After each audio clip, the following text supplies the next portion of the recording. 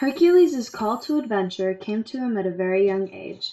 When he was just a baby, Hera sent 2 giant serpents to sneak into his crib and kill him in the middle of the night.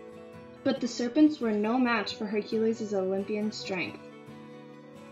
This moment in Hercules' story was the moment when his situations gave him the opportunity to begin his journey as a hero. Hercules refuses the call to adventure by refusing his own role as a hero. Hera made him fall into madness, and during his insanity he murdered his wife and children. Hercules was given aid by the oracle with her supernatural ability of knowing all truth. She told Hercules that if he went to see King Eurystheus, the king would find a way in which Hercules could be forgiven for his terrible deeds. Hercules follows the oracle's directions. He crosses the threshold from being a selfish victim to becoming a courageous hero. Hercules was given 12 outrageous and nearly impossible tasks by the king, who was given them by Hera to kill Hercules off.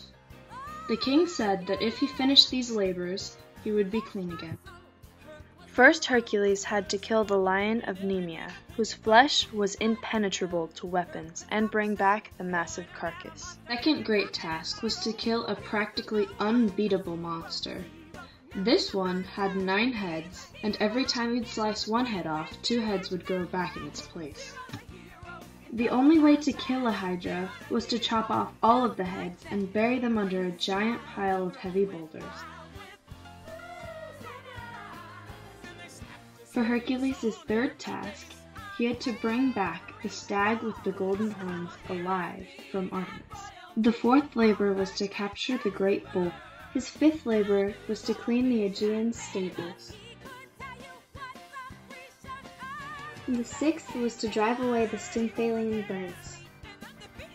For the seventh labor, Hercules had to go to Crete to capture the bull. Hercules did not do only these 7 treacherous tasks. He did 5 more along with other heroic deeds. The completion of the 12 labors was his road of trials, where he encountered many enemies and hardships along the way. Apotheosis. By completing these tasks, Hercules realizes that he's not afraid of death, and that he actually wasn't a bad guy after all. And he is able to forgive himself, at last. Ultimate boon. Hercules goes to the underworld and brings his friend Admetus' wife back from the dead.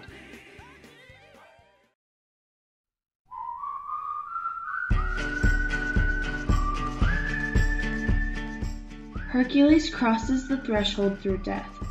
He dies a hero and crosses the veil finally with a clean conscience. Freedom to live. The gods were watching Hercules throughout his whole life and were utterly astonished at his success and how he had become such a great hero. They didn't believe that mortals had the potential of being so great. They decided to bring him up to Mount Olympus to live among the gods in glory.